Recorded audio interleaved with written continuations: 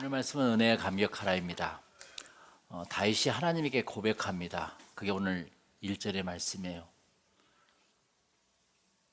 나는 백향목 궁전에서 살고 있는데 여호와 하나님의 법궤는 천막 속에 있소이다, 이렇게 말씀해요. 그러니까 이 말씀 모임관이 다윗이 주님을 위해서 성전을 지어드리고 싶은 마음이 생긴 거예요. 나는 큰 궁전에 사는데 어떻게 여호와 하나님께서 천막 그 텐트에 이렇게 계시는가? 나는 정말 좋은 벤츠와 BMW를 타고 다니는데 어떻게 하나님은 그 조그마한 말도 안 된 곧 쓰러져가는 자동차를 타고 다니시는가? 그 말과 비슷한 것입니다. 나의 집은 항상 부귀영화를 외치는데 어떻게 교회는 참 자리가 없어서 이동해서 이렇게 다니는가? 그 말과 비슷한 것입니다. 다윗은 성전을 짓고 싶었던 것이에요. 하나님을 높이시며 사랑하는 그 마음이 하나님을 감동을 시킵니다. 그러니까 3절에 어떻게 했죠? 그러나 그날 밤 하나님께서 나단에게 말씀하셨었어요. 그 당시에는 다윗에게 하나님께서 직접 말하지 않았었어요. 나단에게 말씀했어요. 여러분에게 똑같아요. 가장 중요한 말은 여러분 직접 하지 않고 이 목사에게 이야기해 줍니다. 그럼 그 목사가 잘 해석해서 하나님 말씀을 전해주는 것이죠. 그날 밤에 하나님이 나타나셨다, 이거예요. 하나님이 나타나신다는 것, 그것은 내가 하나님을 감동을 시키면 나타나세요. 그의 아들 솔로몬이 하나님을 사랑하여서 1,000번제를 드리니 어떻게 했죠? 하나님이 감동하여서 그날 밤 솔로몬의 꿈에 나타나셨습니다. 내가 너에게 무엇을 줄고 하고 열왕기상 3장 10절에 이렇게 이야기하는 거죠. 삭개오는 예수님을 감동시킵니다. 다리가 짧지만 부지런히 달려가 예수님 얼굴 한번 보려는 그 열정에 모든 체면을 다 구기고 뽕나무 위로 올라갑니다. 그것을 본 예수님은 삭개오 이름을 부르면서 삭개오야 내려오라, 내가 오늘 너의 집에 거하리라. 이게 얼마나 큰 축복입니까? 할렐루야. 예. 여러분들은 하나님을 감동시켜 본 일이 있습니까? 하나님을 감동시켜야 하나님께서 축복을 주십니다. 하나님은 그 사람의 위치나 조건을 보지 않아요. 그 해드리려는 그 마음을 보고 있는 거라. 오늘 또 예배를 드리는데 여러분 그 마음을 보는 걸 하나님께서는 그냥 앉아있다 가야지, 그게 아니라 내가 하나님께 보신을 드려야지, 그런 마음을 보고 계신 거예요. 사람들은 잔뜩 자기 문제를 가지고 와서 기도합니다. 하나님께 고백하면 풀어주시겠지. 그러나 하나님의 문제를 해결해 드리려는 사람은 적습니다. 하나님의 감동은 거기에 키가 있어요. 뭐라고요? 누가 나의 마음을 알아줄까? 그게 사랑의 고백이에요. 하나님을 감동시키면 하나님이 나타나셔요. 그러면서 너의 문제는 무엇이냐? 그때부터 인생이 달라지는 거라. 세상 사람들은 하나님이 ATM 기계인 줄 알아요. 그냥 기도 카드만 쑤셔 넣으면 돈이 막 쑥쑥 나온 줄 알아. 참으로 안타깝습니다. 하나는 알아도 둘은 모른단 말이 바로 그 말입니다. 보면은 기도면 하나님께 들어주시겠지, 그게 아니에요. 하나님께 무엇인가 해드리겠다는 내 마음속에서 하나님이 나타나셔서 나에게 축복을 주신다는 것입니다. 할렐루야. 복받을 사람은 복받을 짓을 한다는 옛말이 있었어요. 와스티처럼 복조가리를 뒤엎은 사람이 있는가 하면은 에스더처럼 얼굴도 이쁜 것이 죽으면 죽으리라, 자기 목숨을 던지면서 민족을 위해서 기도하는 사람이 있었습니다. 축복받을 조건이 삶과 정신에 깃들어 있다는 것이, 이렇게 하나님의 축복은 이러한 감동에 나오는 것입니다. 예. 여러분 1절을 보세요.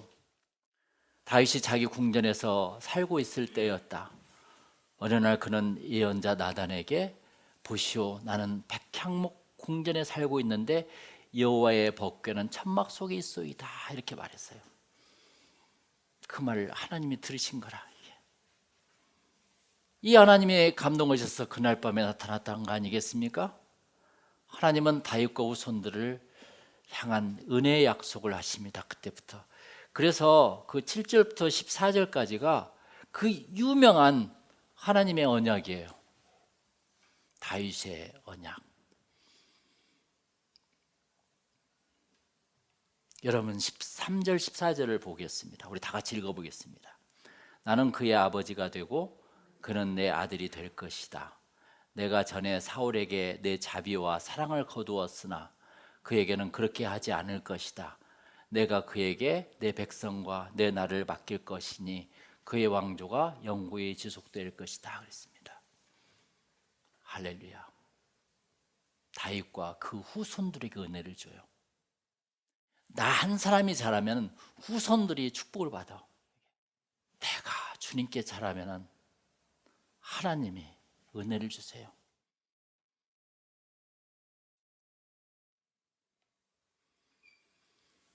그러니까 다윗과 그 후손들에게 은혜를 주겠고 잘못해도 매를 대지 않겠다라는 말을 13절 14절에 적어요.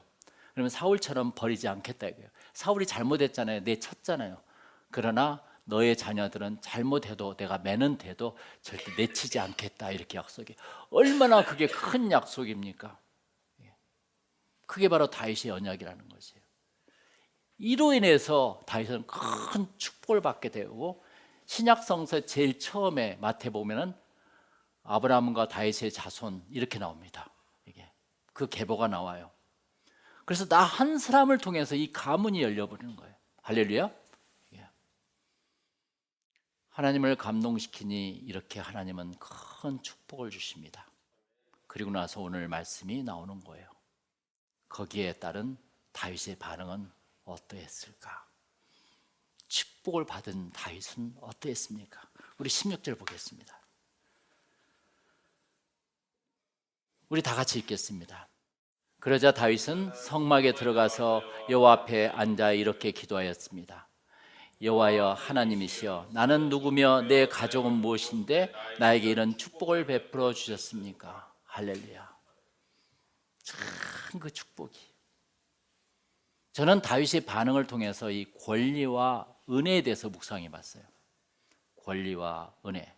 권리는 내가 마땅히 누려야 할 것을 요구하는 것이고, 은혜는 뭐예요? 나에게 그럴 만한 자격이 없는데 주신 것이에요. 다윗은 은혜에 대한 감사의 태도를 보이고 있습니다. 지금 내가 누구간데 큰 복을 주십니까? 이렇게. 내가 누구간데 나에게 이런 복을 주십니까? 나같이 비천한 인간에게 하나님은 큰 은혜를 주실 수 있을까? 하고 너무 그 은혜에 감격했어요. 여러분 17절에 보세요. 마지막에 주께서는 마치 내가 대단한 사람이라도 되는 것처럼 여기셨습니다. 나는 사람 같은 사람도 아닌데 어떻게 나를 세웁니까, 이거예요. 권리를 주장한 사람에게는 감사를 찾을 수가 없는 것입니다. 그래서 그들은 늘 많은 것을 누리고 있지만 항상 불만족해. 예수를 믿어도 불만족하고, 뭐 그렇게 사람들은 불만족한지. 그러나 은혜를 받은 사람은 오늘 굶어도 만족하고, 오늘 힘들어도 만족하고, 은혜가 있다는 것입니다. 그러나 은혜를 아는 자는 어떻게 삽니까? 그들은 작은 것에도 기뻐하고 보답해야겠다는 마음을 가지고 산다는 것이에요. 달라요, 수준이. 어떤 인생이 더 큰 복을 누릴 수 있겠습니까? 권리입니까? 은혜에 감격한 사람입니까? 나는 어떤 종류 사람인가를 우리는 볼 수가 있습니다. 나는 어떤 태도로 예수를 믿고 있는가? 오늘 말씀이 은혜에 감격하라입니다. 누구나 다 감사할 줄 아는 사람에게 더 큰 복을 주고 싶어 합니다. 하나님도 마찬가지입니다. 우리가 누리고 있는 행복은 우리들의 당연한 권리일까요? 물론 이 행복은 수고의 대가로 주시기도 합니다. 그러나 하나님 앞에서 곰곰이 묵상해 보면 우리는 지금 우리의 모든 것을 누릴 만큼 그렇게 대단한 사람이 아니었다는 것이에요. 할렐루야. 우리는 죄인 중에 죄인이었고 아무것도 할 수 없는 흙등에 불과해. 우리가 사실 지난주에나 뭐 하는 거 보세요.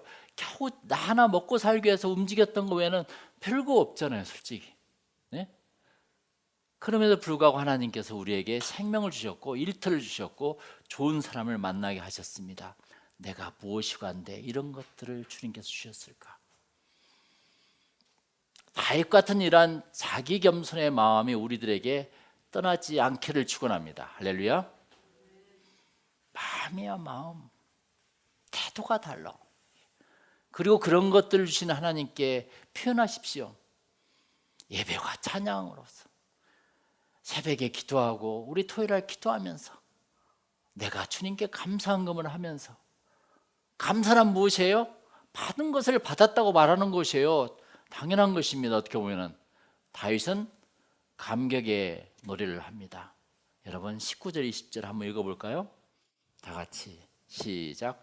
여호와여 주께서는 주의 뜻에 따라 나를 위해 이 놀라운 일을 행하시고 이 모든 큰 일을 나에게 알게 하셨습니다.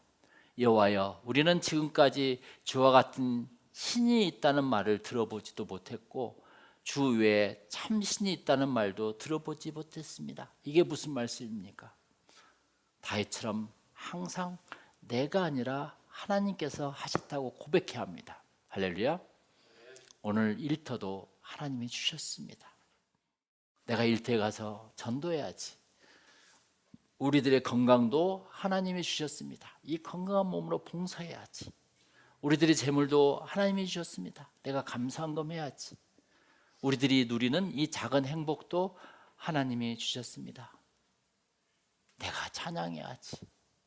내가 한 것은 아무것도 없습니다. 솔직히 사실 출애굽 당시에 모세가 10가지 재앙을 내릴 때 하나님이 오히려 바로의 마음을 더 강하게 하셨어요. 스트롱하게 하셨어요.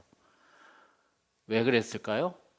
모세를 도와서 바로를 물리치게 하는데 그게 하나님께서 그 뒷줄에 나와요.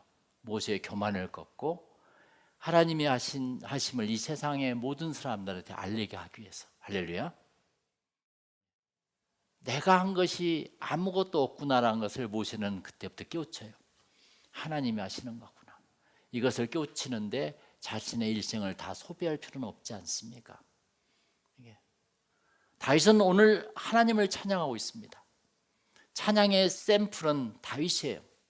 이러한 은혜를 주신 하나님께 다윗은 어떻게 기도합니까? 여러분 27절을 다 같이 보세요. 우리 크게 한번 읽어보겠어요. 다 같이 시작. 이 종의 집안을 축복하시기를 기뻐하셨으니 이 축복이 주 앞에서 영원히 지속되게 하소서. 여호와여 주께서 축복하셨으므로 이것은 영원히 누릴 축복입니다. 이렇게 기도합니다. 27절은 이삿집의 액자에 보면 많이 쓰여 있습니다. 제가 이삿집을 얼마나 많이 날렸습니까? 그런데 어느 가정에 갔더니 이렇게 쓰여 있더라고요. 거기 주보에 나오잖아요. 종의 집에 복을 주사 주 앞에 영원히 있게 하옵소서. 사무엘하 7장 29절. 대부분 사무엘 7장 29절로 써 있어요. 그러나 역다상 17장 27절하고 똑같아요. 우리는 성경을 현대인 성경을 지금 읽고 있기 때문에 약간 다르겠는데 27절에 보세요. 이 축복이 주 앞에 영원히 지속되게 하소서. 우리 집안에 축복을 하셨으니까 이 축복을 영원히 지속되게 하소서.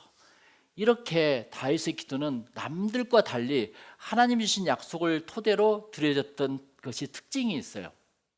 하나님이 나에게 약속한 것이 기도하다가 그것을 들어주시옵소서. 계속 영구히 지속하게 해주시옵소서. 이렇게 다윗은 기도했던 거 아니겠습니까? 여러분 23절을 보세요. 다 같이 읽어보겠어요? 여호와여 이제 주께서 나와 내 집안에 관해서 약속하신 말씀대로 행하셨어. 이렇게 나와요. 다윗은 무턱대고 복을 달라고 하지 않았어요. 하나님께서 말씀하셨으니 그 복을 이루어 주시옵소서. 이렇게 기도합니다. 할렐루야. 여러분들 약속을 받아야 돼요. 예수 하나님께는 약속을 받고 오픈했던 교회입니다. 그때 저에게 하는 하나님의 말씀은 이 세상에는 참 설교 잘하는 사람도 많다. 박사들도 무지무지 많아. 너 게임이 안 돼 너는. 그러나 이 세상에는 착한 목사가 별로 없단다. 나는 네가 선한 목자가 됐으면 좋겠어. 이 한마디. 그러면 이 교회는 계속 지속돼. 할렐루야. 예. 다윗은 하나님의 신실하심을 알았어요. 약속을 반드시 지킨다는 걸 알았어요. 이것이 다윗 기도의 응답의 비밀이었습니다. 우리들에게 주신 하나님의 약속을 잃어버리지 마시고, 내가 이 교회를 세우겠사오니 주님 내 자녀들에게 축복을 주시옵소서. 다 같이 한번 외쳐보겠습니다. 내가 이 교회를 세우겠사오니 자녀들에게 축복을 주시옵소서. 얼마나 큰 거예요. 그래서 다윗은 두 가지를 놓고 기도를 해요. 24절은 나와요. 전능하신 여호와는 참으로 이스라엘의 하나님이시다고 외치게 하소서. 그렇죠?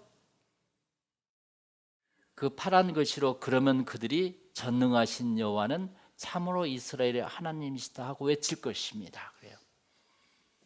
그러니까 하나의 첫 번째가 전능하신 여호와는 참으로 이스라엘의 하나님이시다 외치게 하소서.